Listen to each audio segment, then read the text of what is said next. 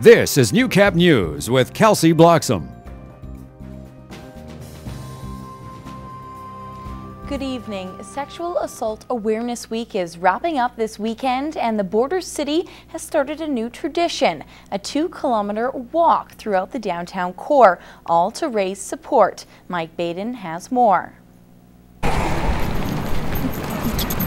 Around 100 people gathered outside the Sexual Assault and Information Center, all ready to walk for a good cause.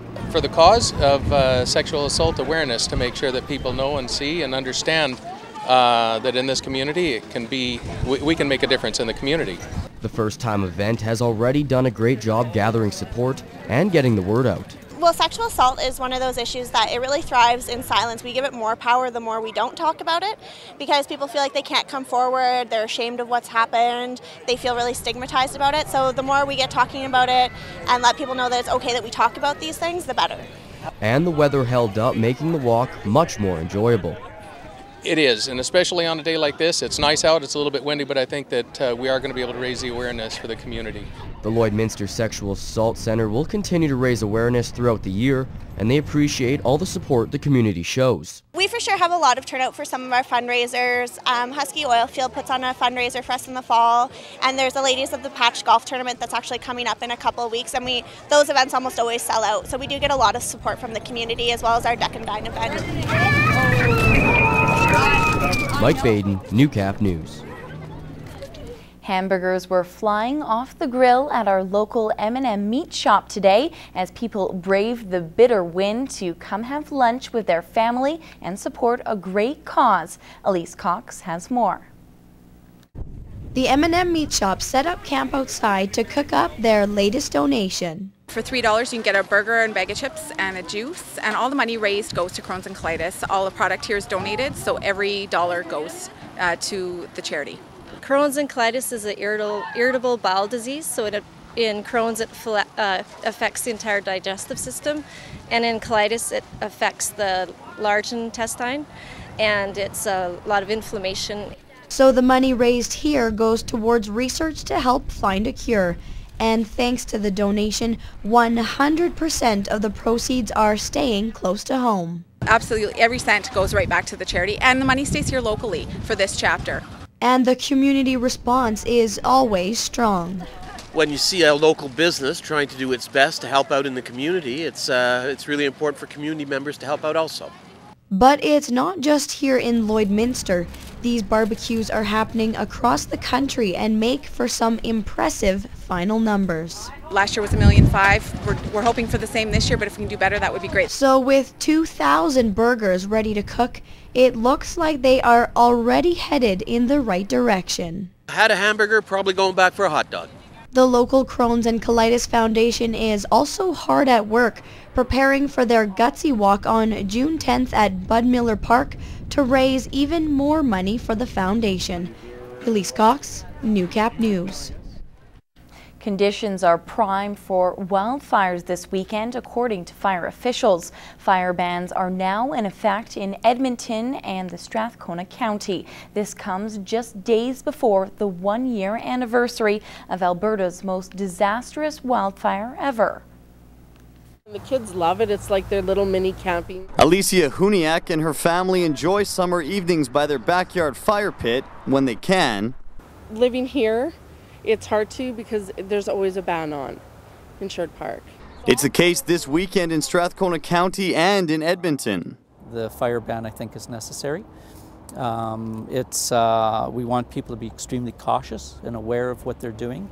Though Edmonton's ban still allows for approved fire pits, Strathcona County's prohibits all outdoor fires. Not even charcoal barbecues, open fire pits, or anything of that nature is allowed right now. The ban's brought in because of this. Dry conditions and wind, along with warm days ahead. Yeah, we are expecting a busy weekend, yeah. There's no Alberta-wide ban, but the province is issuing a warning about the extreme fire risk, especially in the north. You know, just be careful if you're going camping, be careful if you're smoking, be careful if you're using an off-highway vehicle. The conditions very similar to this time last year. On May 15th, dry, hot, windy weather blew a wildfire into the town of Slave Lake, leaving about a third of the community in ruins. Certainly it's on our minds for all of those reasons at this time of year. And fire officials hope last year's disaster is a reminder for everyone this weekend and all summer. It's a rare occurrence, but it is an extreme example of how dangerous wildfires can be. I wouldn't want that to happen here, so I'm going to follow the rules. And so that doesn't happen in Sherwood Park. Bill Fortier, CTV News. Months after staying charges, police have once again laid murder charges against one of the youths who lived in a Bosco home facility near Sherwood Park. And yesterday we saw just how emotional the news was to the victims' families. My prayers have been answered because my brother did not deserve that. Her brother, Barry Bonke, and his good friend Susan Trudell died violently at Barry's Ardrossan acreage. Their bodies discovered after two youths on the run from the nearby Bosco homes were arrested, found in possession of Bonke's truck. When police told her 11 months ago they didn't have enough evidence to go to trial, Gerlin Kosling nearly gave up all hope. She now says, like the charges, it's renewed. I hope that this time that something will actually be done and that the guilty party or parties, whichever the case may be, are charged and that they have to pay for their crime. RCMP investigators say the victims' families deserve the announcement that was made today. We never gave up. We did not stop. And we will continue to gather as much evidence as we can until this matter is gone through court. Murder charges were stayed last July after the statement of one youth regarding alleged details of the 2009 crime were deemed inadmissible. Without further proof, the countdown was on. The Crown had 1 year to build a new case. I have always hoped that somebody will find something. David Owasik, CTV News. Elise joins us now with a quick look at weather, and it was a beautiful day. I even heard an ice cream truck driving around. Sure signs summer's here. Exactly. It was kind of windy though. I mean, hair was a lost cause today. Definitely. Styling all kinds of updos.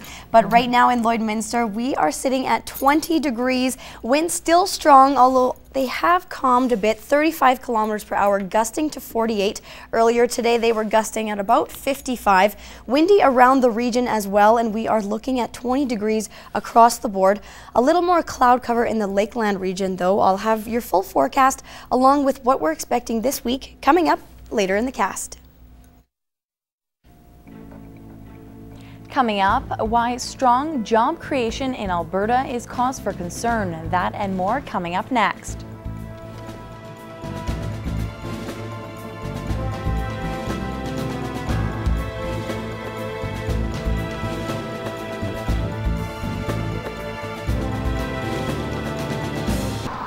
Matt joins us now with a look at sports, and the Lloydminster Vandals started their camp this weekend. Yeah, coming off an excellent year, and they're looking to build on it, and yeah, like you said, they got the camp underway this weekend. There was a lot of optimism heading into the 2012 season for the Lloydminster Vandals. As Moses Woldu tells us, this year's edition could be a team to remember. We have a lot of out-of-town players on our team, so it's the first chance to get everybody from all the centers in and really have numbers. It's an exciting time for those itching to get back on the field, as the Vandals have one of the deepest teams in years. Players miss games, and it happens in this league, right? But it's not going to affect us at all this year. We're definitely going to have a really deep team, and we're stacked at every position. Fourth-year middle linebacker Jesse Maddox already sees a difference from the team last year. We lose a guy who hurt us. And I mean, in semi-pro football and in men's league, you have that issue where depth, guys working, etc. hinders you. This year we got depth all over the field for the most part, and it's going to make the difference for the long run. And one of those guys who plans to make a difference is former U of S Husky and Saskatoon Hilltop, Jeremy Taylor. I just want to learn as much as I can about their organization, their team, and fill any spots that I can with wherever they need me. If they need someone playing inside receiver, outside, if I need to be running around and fill in a spot, put me wherever they need me. We have a high number of university players and guys that have played some pretty high level of football. We've got a couple have played in some CFL stuff, so I mean that alone mixed in with the guys that have been a part of the national game, I mean it's only going to help the younger guys and the new guys and help it come together into a big piece. Moses Wildu, Newcap Sports. The Lloydminster Bobcats held an annual general meeting on Thursday discussing last season and what the plans are moving forward. The team reported a 2011 net income of little over $19,000, saying it couldn't have been done without strong support from all corners of the Border City community. A big indication of how successful last season was. Support from all angles of the community, so we were really happy with how everyone rallied together, and yeah, huge triumph for us. It takes a lot of people, so there's a board of 7. We're looking to expand that to 9. There's probably a volunteer base of 25 or 30. Before the volunteer base was small, so that meant that a lot of people didn't have time to do 100% of the job, and they only got so much done. The board of directors added one more member, giving them a total of 8, making it a lot easier to get more done. The work a bit, and there's not a lot of work going forward. Just it's timely work, and then has some transition. So as a couple people leave and the new guys come on, they all of a sudden they know what's expected. So it's not here, here it is. We don't know what's really going on, and try to find out your own roadmap. As for season tickets, 418 have been sold. As of right now, that's 359 short of last year's total. But Radke says he's not concerned and is confident that they will get sold. Early. It's only May, so we've got another 400 to go. We'd love to get to 800. Last year there was a big deadline, there was a big push to save the team, so we'd love to see everybody step up and get involved again. We're coming up with a lot of different things to do at the rink to make it enjoyable and get the fans out. And that is all the time I have for sports right now. Stay tuned, Elise has your full weather details next.